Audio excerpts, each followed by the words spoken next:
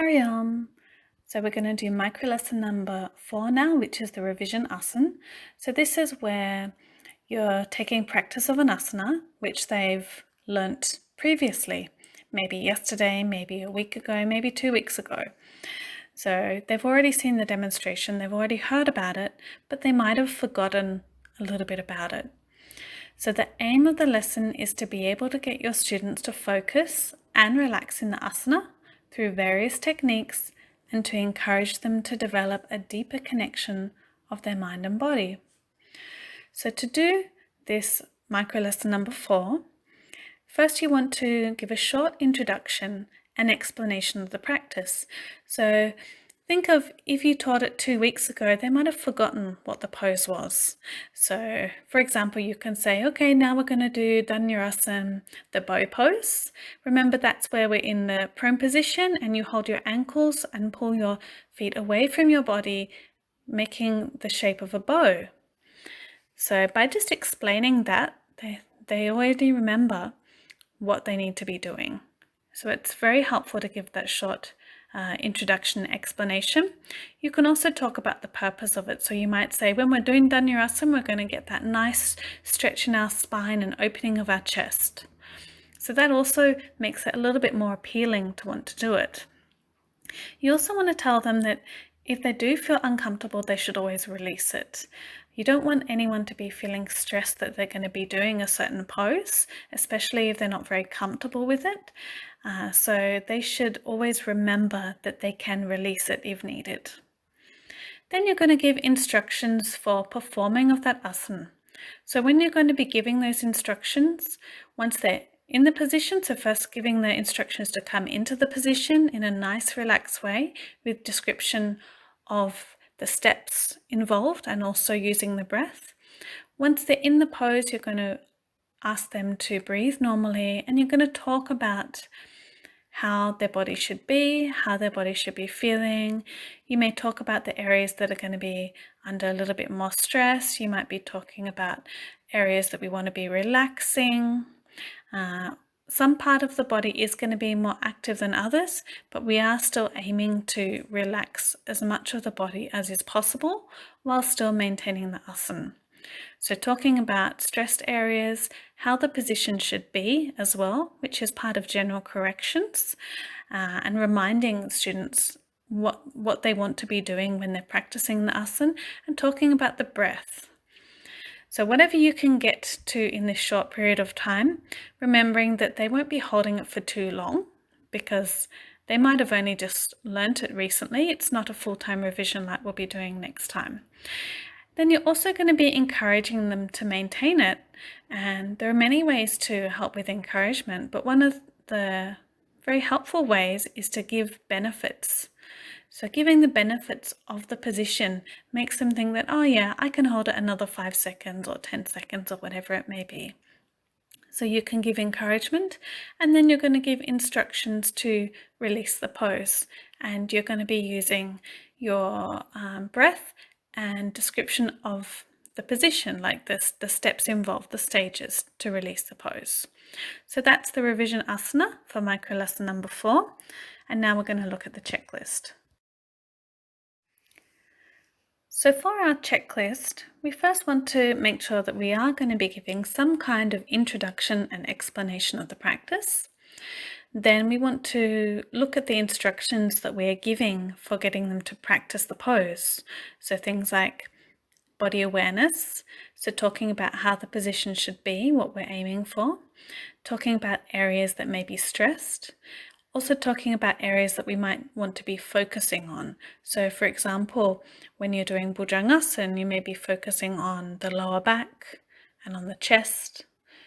Then talking about alignment, basic principles of the pose.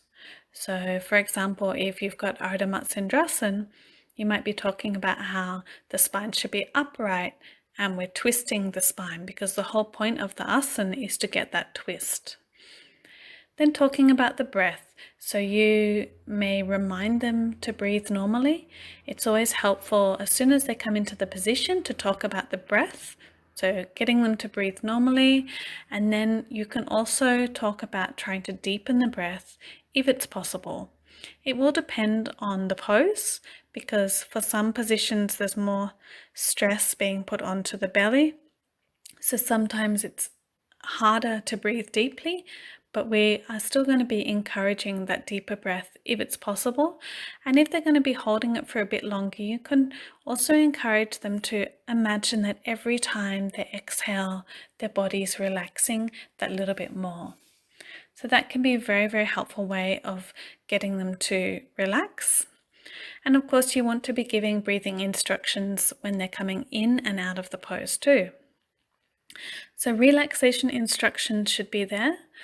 All other parts other than the active parts. Basically, the active parts are there to maintain the position, but we're still trying to relax everything as much as we can. Giving any precautions if needed, and also reminding them that if they need to release the pose, they can always do so. Then making sure that you include some encouragement. So this might be personal encouragement or as a whole.